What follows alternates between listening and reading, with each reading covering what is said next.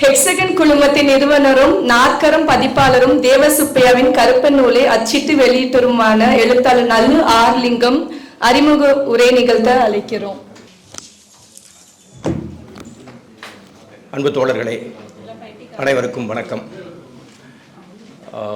நிகழ்ச்சி ஆரம்பத்திலே சீராளன் சில விஷயங்கள் ஆரம்பிச்சுட்டு போனார். நேற்றைக்கோ இன்றைக்கு காலையிலேயே அவர் இந்த ஃபேஸ்புக்கில் எழுதும்போது இந்த நாத்திகம் குறித்து எழுதியிருந்தார்.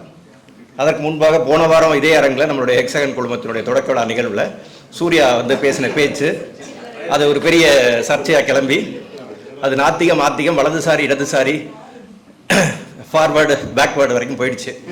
அது ஒரு பக்கம். இதையெல்லாம் தாண்டி இந்த கருப்பன் புத்தகம் ஜெயந்தன் ஒரு தீவிர நாத்திகர், அவருடைய பெயரால் நடத்தப்படுகிற நிகழ்வில் இந்த புத்தகம் பேசப்படுது அப்படிங்கிறதையும் ஒரு சீராளன் சொல்லியிருந்தார். அதுக்கு முன்னாடி நான் சில விஷயங்கள் சொல்லணும்னு நினைக்கிறேன். நான் தீவிரமான நாத்திகன் அப்படின்னா நான் எதுவுமே சொல்லிக்க மாட்டேன். ஒரு கடவுள் மறுப்பாளன் அப்படிங்கிறதுல நான் சொல்லிக்கிறேன். அதுக்கு முன்பாக நான் கடவுள் மறுப்பாளன் தான். இப்போ அவர் சொன்னார் இல்லையா, சீராளன் சொன்னார், அவங்க அப்பா ஒரு நாத்திகராக இருந்தார், அந்த பாதையிலேயே அவர் வளர்ந்துருக்காரு, இந்த இடத்துக்கு வந்திருக்காரு. நான் அப்படியெல்லாம் கிடையாது. எங்கள் அப்பாலாம் தீவிரமான ஆத்திகர். இப்போ வரைக்கும் அவருக்கு பக்தி இருக்குது. எங்கள் வீட்டில் எல்லா நடைமுறைகளும் எங்கள் வீட்டில் இப்போ வரைக்கும் அங்கே இருக்குது. அந்த இடத்துல இருந்து பயணித்து தான் நான் இந்த இடத்துக்கு வந்திருக்கேன். என்னுடைய சிந்தனை தெளிவு நான் என்னுடைய அரசியல் பயணத்தின் காரணமாக, இலக்கிய பயணத்தின் காரணமாக, நான் என்னுடைய வாசிப்பின் காரணமாக கொஞ்சம் கொஞ்சமாக மேம்படுத்திட்டு தான் அந்த இடத்துல நான் நிற்கிறேன். இப்போவும் எந்த இடத்துலையும் யாருக்கும் பண்டைக்கு இந்த நிகழ்வை பேசும்போதும், நண்பர் சூர்யா பேசும்போதும், அண்ணன் தமிழ்மணவாளன் பேசும்போதும், அந்த சரஸ்வதிக்கு 4 கைகள் அந்த விஷயத்தை வச்சு பேசும்போதும் சரி, நண்பர் பேசும்போதும் சரி, நான் எந்த மறுப்பும் சொல்லலை. அங்கே பேசும்போது நான் அதுதான் சொன்னேன். எனக்கு கடவுள்கள் மீது எந்த விதமான கோபமும் கிடையாது. கடவுள்கள் இருந்தால் நல்லதுங்கிறதா என் பாலிசியும். இருக்காங்கிறது கேள்விக்கு இன்றைக்கும் விடை தெரியாத ஒன்றா இருக்குன்னு நம்புறவங்களுக்கு இருக்கு, இல்லைன்னு நினைக்கிற எங்களை போன்றவர்களுக்கு இல்லை. இப்படிப்பட்ட நான் தான் என்னுடைய முதல் புத்தகம் மனுநீதி. நான் கனவுலையும் நினைச்சதில்லை. மனுநீதிங்கிற பேரை தான் என்னோட மனுநீதி புத்தகத்தை தான் முதல்ல கொண்டு வருவேன். அது நான் எழுதலைன்னா கூட என்னுடைய மொழிபெயர்ப்பில் எளிமையான மொழியாக்கம், மொழிபெயர்ப்பு கூட சொல்ல முடியாது, எளிமையான மொழியாக்கத்தில் வந்தது. அப்படி ஒரு புத்தகம் தான் என்னுடைய முதல் புத்தகமாக வரும். நான் எப்பவுமே கனவுலையும் நினைச்சதில்லை. அதே போல தான் இப்போ சீராளன் பேசும்போது குறிப்பிட்டார் இல்லையா, தமிழன் காசியினுடைய புத்தகம். தமிழன் காசி ஒரு தீவிரமான கடவுள் மறுப்பாளர் தான். அவருடைய முதல் புத்தகத்தின் தலைப்பு ரிக்ஷா ஸ்டாண்டு பிள்ளையார் கோயில். இதெல்லாம் ஒரு கோயின்சைடா நடக்கிற விஷயங்கள். ஆனால் அந்த விஷயத்துல என்ன இருக்கு உள்ள, ஏன் அந்த ரிக்ஷா ஸ்டாண்டு பிள்ளையார் கோயிலா அது வருது, அந்த புத்தகத்துக்கான தலைப்பு ஏன் அப்படி வருது, ஒரு பெரிய இறை மறுப்பாளருடைய புத்தகத்துக்கு ஏன் அந்த தலைப்பு வருது. நான் தான் அந்த தலைப்பை சூஸ் பண்ண அவருக்கு சூஸ் பண்ணிட்டு அவருக்கு உங்களுக்கு சம்மதமாங்கிறதையும் கேட்டேன். அவரும் எந்த விதமான மறுப்பும் சொல்லலை. இறை மறுப்பாளர்களாக இருக்கக்கூடிய, ஓரளவுக்கு தெளிந்த சிந்தனை இருக்கக்கூடிய யாரும் மற்றவர்களுடைய இப்போ அந்த கடவுள் நம்பிக்கையாக இருந்தாலும் வேற எதையும் பெரிய அளவில் அதை காயப்படுத்துவதற்கான எந்த முகாந்திரமும் கூட இருக்காது. அந்த மாதிரியான சிந்தனைகளே எங்களுக்குள்ள வரவே வராது. இப்போ கருப்பன் குறித்து சில அறிமுகம் சொல்லணும் அப்படின்னா, இந்த கருப்பன் அவர் சொன்னார், இது ஒரு பெரிய ஆத்திக புத்தகம்லாம் கிடையாது, ஆன்மீக புத்தகம்லாம் கிடையாது, கடவுள் நம்பிக்கை விதைக்கக்கூடிய புத்தகமும் கிடையாது, ஒரு சிறுகதை தொகுப்பு. நம்ம தமிழ் சூழல்ல நீங்கள் தமிழகத்தில் இருக்கக்கூடிய, இப்போ அவர் சொன்னார் சீராளன் பேசும்போது சிறு தெய்வங்கள்னு குறிப்பிட்டார். ஏன் இந்த கடவுள்கள்லாம் சிறு தெய்வங்களாக மாறிச்சு?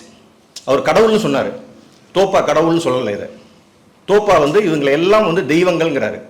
கடவுள்கள் வேறு தெய்வங்கள் வேறுங்கிறாரு தோப்பா. ஏன் இந்த வேறுபாடு இருக்கு? கடவுள்கள்ங்கிறதெல்லாம் யாரு, தெய்வங்கள்ங்கிறதெல்லாம் யாரு? நீங்க யார் கூட உரையாட முடியுமோ, உங்க கூட நீங்க நேரடியாக யார் கூடலாம் உரையாடல் நிகழ்த்த முடியுமோ அவங்கெல்லாம் தெய்வங்கள். நம்மோடு வாழ்ந்து மறைந்த நம்முடைய முன்னோர்கள் அவங்களே கடவுளாக மாற்றி ஏதோ ஒரு வகையில் அவங்க கடவுளாக மாறி இருப்பாங்க, இன்னொரு வகையில் கடவுளாக மாற்றப்பட்டிருப்பாங்க. கடவுளாக மாற்றப்பட்ட தெய்வங்கள் பெரும்பாலும் பெண் தெய்வங்களாக இருப்பாங்க. ஆணவ கொலை காலான இவர் தமிழ்ச்சோன் ஒரு புத்தகம் எழுதியிருக்கார் தமிழகத்தின் பெண் தெய்வங்கள் குறித்து. ஏராளமான பெண்கள் ஆணவ கொலைக்கும் அவங்களுடைய வேற ஏதோ ஒரு வகையில் பலியான பெண்களை கடவுளாக மாற்றிருப்பாங்க.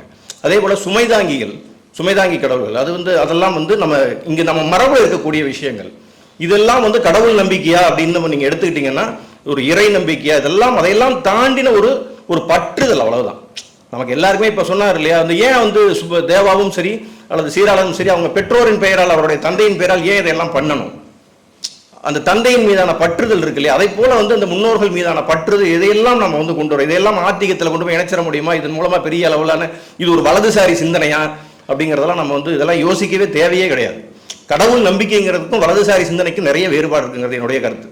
வலதுசாரி சித்தாந்தம்ங்கிறது வேற, இறை நம்பிக்கைங்கிறது வேற. தஞ்சை தவசி இருக்கார், தீவிரமான இறை நம்பிக்கையாளர் தான் அவர். அதெல்லாம் யாருக்கும் இந்த இறை நம்பிக்கை மீதான மறுப்பு அப்படிங்கிறத எப்பவுமே ஒன்றும் இல்லைங்க. பெரியார் தாங்க 18 ராமாயணம் படிச்சிருக்காரு. 18 வகையான ராமாயணங்களை படித்தவர் பெரியார். அவர் ஏன் படித்தார்னா ராமாயணத்தில் என்ன இருக்குங்கிற தெரிஞ்சுக்கணுங்கிறதாக படித்தார். அப்போ தான் அதை மக்களுக்கு எடுத்து சொல்ல முடியும். அந்த தேவைக்காக அவர் படிச்சுக்கிட்டே இருந்தார். இங்கே எத்தனை பேர் வந்து நம்ம இன்னைக்கு தீவிர ஆத்திகம் பேசுகிறவங்களும் சரி, அல்லது இந்த வலதுசாரிகள்னு சொல்கிறாங்க இல்லையா, நம்ம ஒரு அடையாளப்படுத்துகிறோம் இல்லையா, அவங்களே கூட எத்தனை பேர் 18 வகை ராமாயணம் படிச்சிருப்பாங்கன்னு தெரியாது. பெரியாரினுடைய பேர் கடைசி வரைக்கும் ராமசாமி தானே, வேற எதுவும் கிடையாது. இந்த கருப்பனில் வந்து ஏன் எனக்கு இதுக்கு ஒரு சில லிங்க்குங்கிறதையும் சொல்லலாம். சீராளன் சொன்னார் இல்லையா, எங்கள் குலதெய்வம் கோயில் முன்னாடியும் ஒரு கருப்புசாமி இருக்கார். பெரும்பாலான குலதெய்வங்கள், அந்த குலதெய்வங்கள் கோயிலில் பார்த்தீங்கன்னா ஒரு கருப்பன் இருப்பாங்க. இந்த கருப்பனுக்கான ரிலேஷன்ஷிப் இதெல்லாம் வந்து எங்கேருந்து அது தொடங்குச்சு, எங்கள் கோவிலில் அந்த குலதெய்வத்துக்கான திருவிழா தொடங்குறதுக்கு முதல்ல வந்து அந்த கருப்பனுக்கு பூஜை பண்ணிட்டு தான் அங்கேருந்து தான் தொடங்கும் திருவிழாவே. இது ஒரு பக்கம். சாலிடா டிவி, இந்த ஞாபகங்கள்லாம் வந்து ஒரு பெரிய, இது வந்து ஒரு நாஸ்டாலஜிக் தொகுப்பாக நம்ம பார்க்கலாம். இதை சாலிடா டிவி, எங்கள் வீட்டில் வந்து டைனோரா டிவி, முதல் டிவி வந்து எங்கள் சித்தப்பா வாங்கினார், நாங்கள் இல்லை. எங்கள் சித்தப்பா காலத்தில் ஒரு பிளாக் அண்ட் ஒயிட், இதில் அதில் வர அதே இந்த ஷட்டர் போட்ட TV, black and white TV, brand மட்டும் தான் வேறு. அந்த ஆண்டனாவை திருப்புறதுலேருந்து ஏராளமான நினைவுகள், நினைவு பொக்கிஷங்களாக வந்து தேவாவுடைய எழுத்தை படிக்கும்போது இதெல்லாம் நம்ம வாழ்க்கையில் நடந்தது. முதல்ல வந்து இப்போ இங்கெல்லாம் சென்னையில் கொஞ்சம் முன்னாடியே வந்துடுச்சு. எங்கள் ஊரில் வந்து கொடைக்கானலில் ஸ்டேஷன் போட்டப்போ தான் எங்கள் ஊரில் வந்து முதல்ல டிவியை வந்து அங்கே அப்போ தான் வந்து சிக்னல் கிடைக்கும்னு ஆரம்பிச்சு வாங்கிட்டு வந்துட்டார். ஸ்டேஷனே ஓப்பன் ஆகலை, இது மட்டும் அனௌன்ஸ்மெண்ட் மட்டும் வந்து எங்கள் சித்தப்பா டிவி வாங்கிட்டு வந்துட்டார்.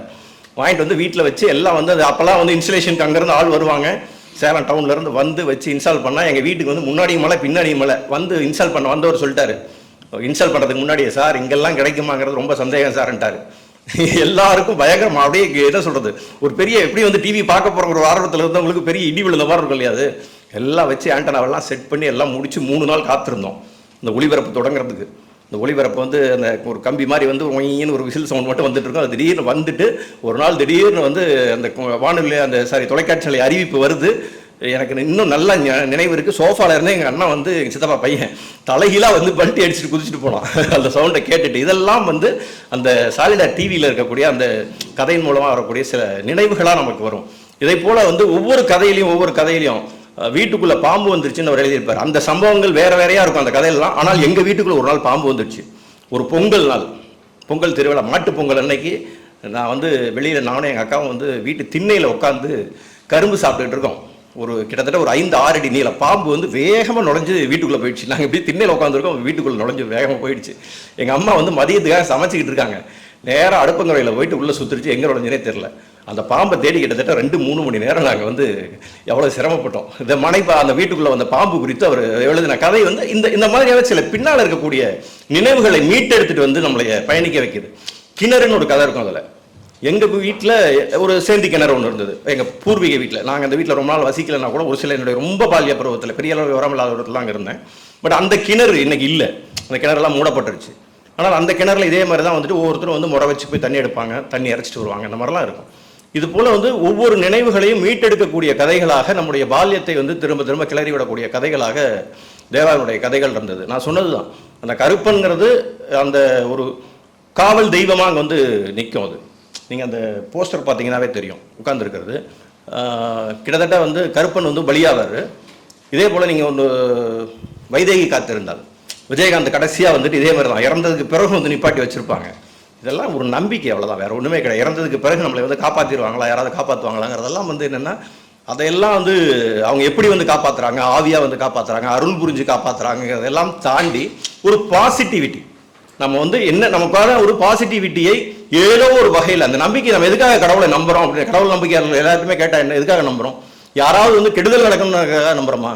எல்லாருமே ஏதாவது கடவுள் நம்பிக்கை நமக்கு ஒரு நல்லதை செய்யும், அதன் மூலமாக ஒரு நன்மை நடக்கும் அப்படிங்கிறதுக்காக தான். அந்த நன்மை எப்படி நடந்தாலும் என்ன, நன்மை நடக்கணும் இல்லையா? சமுதாயத்தில் ஒரு நன்மை நடக்கணும். அது எப்படி நடந்தாலும் நமக்கு சந்தோஷம் தான். அது கடவுள் தான் நடத்தி வைக்கணுங்கிறதும் இல்லை, கடவுள் நடத்தி வச்சா நம்ம வேணாம்னு சொல்ல போகிறதும் இல்லை. அதனால் இப்போ நான் அன்னைக்கும் சொன்னேன், நான் கடவுள் நேரில் வந்தாலும் வாங்க வந்துட்டு உட்காருங்க, சீட்டை வந்து முன்னாடி சீட்லேயே கொண்டு உட்காரக்கலாம், ஒன்றும் பிரச்சனை இல்லை, வந்து நிகழ்ச்சி ரொம்ப சிறப்பிச்சுட்டு போங்க, நிகழ்ச்சி முடிய வைக்கணும், இதெல்லாம் பண்ணலாம், ஒன்றும் தவறு இல்லையே, என்னங்க இருக்குது? அதனால் கடவுள் இருந்தாலும் கருப்பன் இருந்தாலும் இல்லாவிட்டாலும் எனக்கு அதை பற்றி பிரச்சனை இல்லை.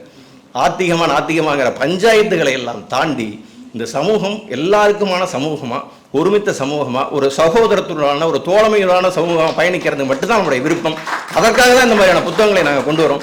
இந்த கருப்பனும் வந்து உங்களுக்குள்ள கண்டிப்பாக நீங்கள் வாசிக்கிறவங்க எல்லாருக்குள்ளேயும் ஒரு சின்ன கண்டிப்பாக யாருக்காவது ஒவ்வொருத்தருக்கும் ஏதாவது ஒரு நாஸ்டாலஜிக் ஃபீலிங் இதை வந்து ஒரு சின்ன ட்வீட் பண்ணி விடாது. அந்த நம்பிக்கை எனக்கு இருக்குது. வாய்ப்பு கொடுத்த அனைவருக்கும் நன்றி, வணக்கம்.